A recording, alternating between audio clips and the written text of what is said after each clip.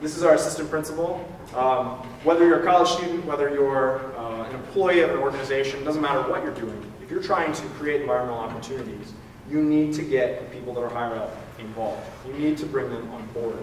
So from the very beginning, I tried to get my administration on board and show them not only is this good for the kids, but it's helping us help them to develop their skills and even score better on those state exams.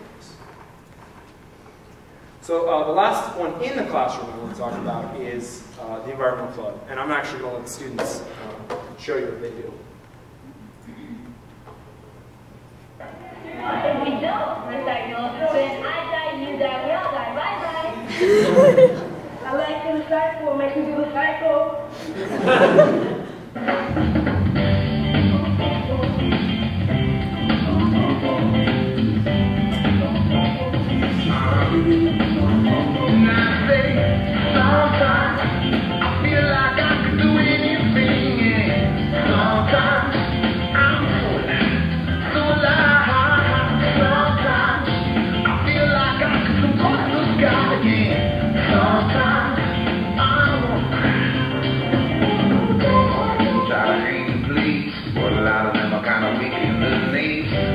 About the birds and the bees, falling the level on the beach.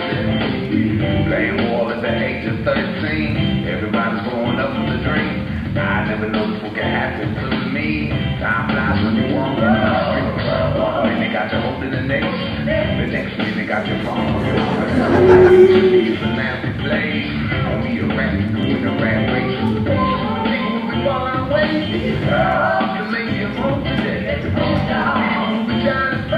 Some kind of life. Sometimes I feel like I can do anything.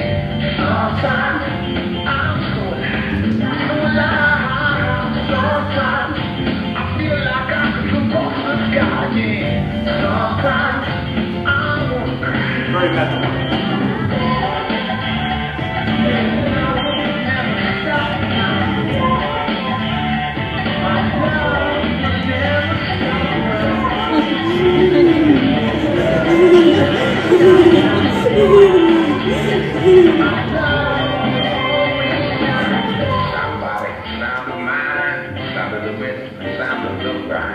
Somebody marching all of the time. Biggest mistakes all they do in this kind.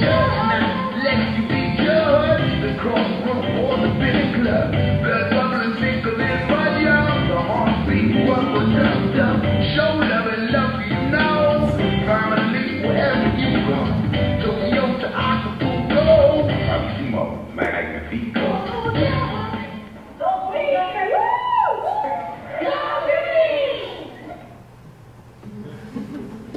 So that person who jumped out and said go green was our administrator actually. And so, you know, as I mentioned, it's very important to bring administrators on board.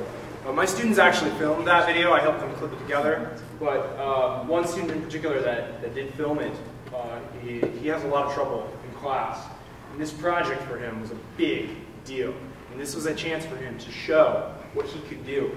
It was when we presented this to the entire middle school, the principal happened to be there, and she asked him to come over, and she personally asked him to make another video for her about the school. I mean, that you know, what that meant to that student was just, I mean, I can't even describe it. So here are my students. You already saw the recycling process, but one thing I really want to tell you about is you saw these little red necklaces they're wearing.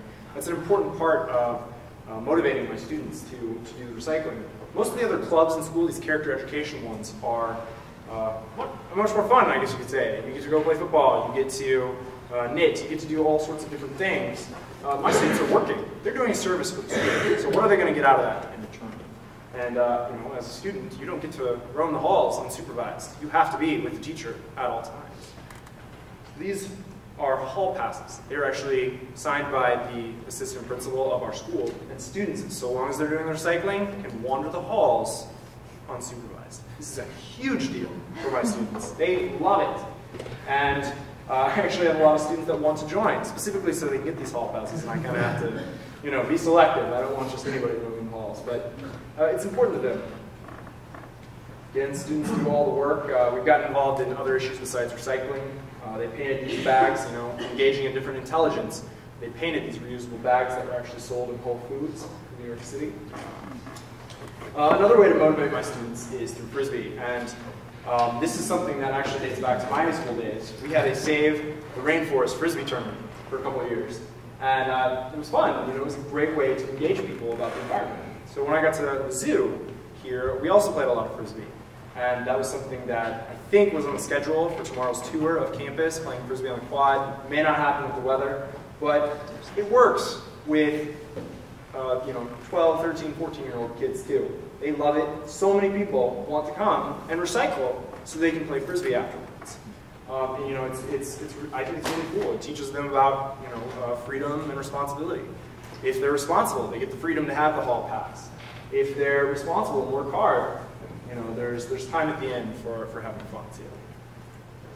So this is an older picture. We now have 4 of these composting bins, and we're going to start composting the vegetable and fruit waste from our cafeteria.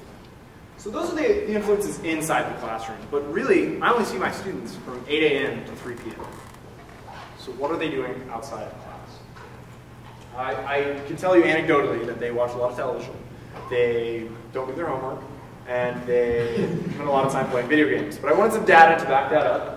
So what I did was I wanted to work with a group that really hadn't had me for very much, so I hadn't had that much of an influence on me. But I presented this as a trivia game. Who could list the most in each category? There were 4 categories: birds, TV programs, bodies of water, and computer and video games. And 63 5th graders participated. They had 45 minutes to do this. It was not for a grade, it was simply presented as a trivia, so they could show me what they know, and the winner would get something. So, bird results. And actually, I want to say one last thing. I picked 4 categories that aren't something that you necessarily have to learn in school.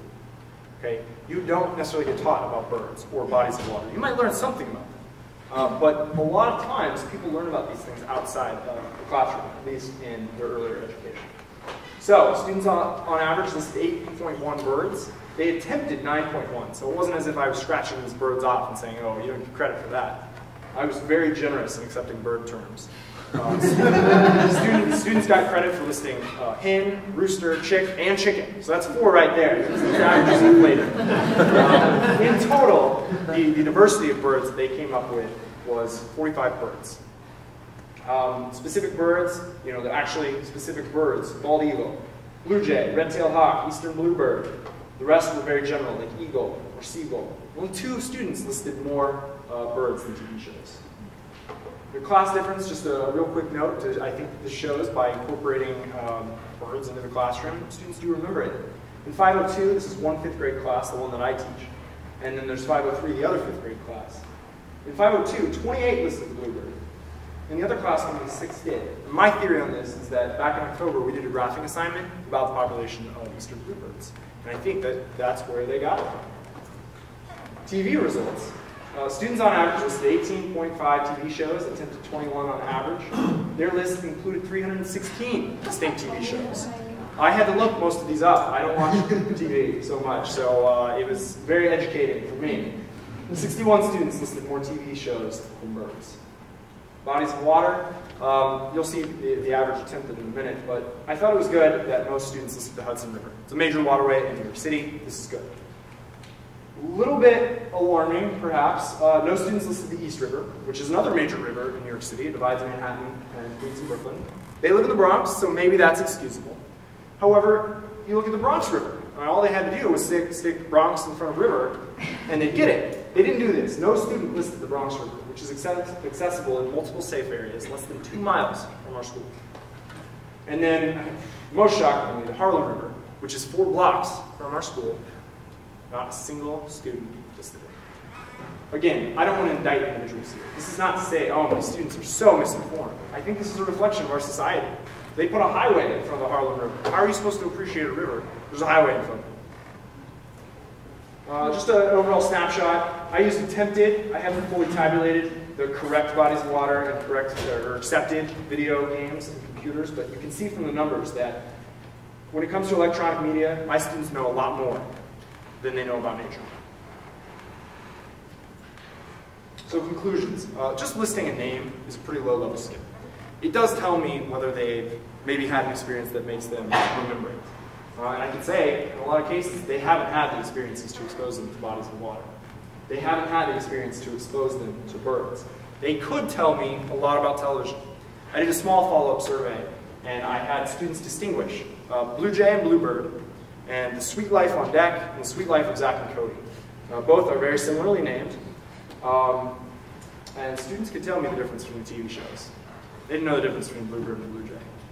Bluebird, not only is it the state bird of Missouri, also the state bird of New York. They have no idea. They've never seen one. They may not ever see one, unless given that opportunity.